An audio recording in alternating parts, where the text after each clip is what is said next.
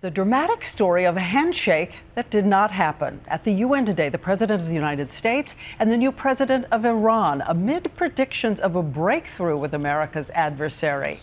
But ABC's chief White House correspondent Jonathan Karl is to tell us what happened. John. Well, Diane, it was a missed opportunity. President Obama was hoping for an historic handshake, the first between the presidents of the United States and Iran in over 3 decades.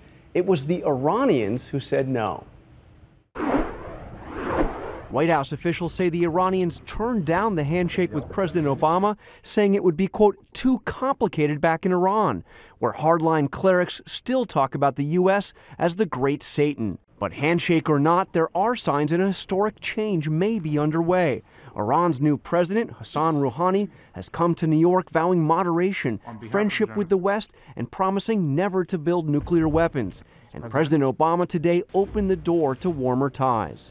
The roadblocks may prove to be too great, but Iran's genuine commitment to go down a different path will be good for the region and the world. For decades, Iran has been one of America's most feared adversaries. Since our embassy there was stormed in 1979, American diplomats held hostage for 444 days, an incident Americans were reminded of recently in the movie Argo.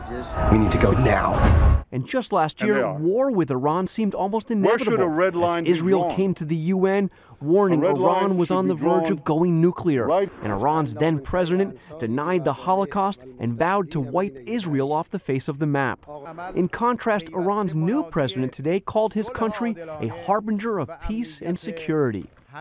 And in that speech, which just wrapped up, President Rouhani said that he is open to talks with the U.S. to, quote, manage the differences between the two countries. And while there was no handshake, Diane, there will be an historic meeting later this week between Secretary Kerry and the Iranians. It's the first time a Secretary of State has sat down for substantive meetings with the Iranians since the hostage crisis. So still inching forward. Inching forward, and nobody walked out when the president of Iran got up to speak this time. All right, Jonathan Karl reporting in.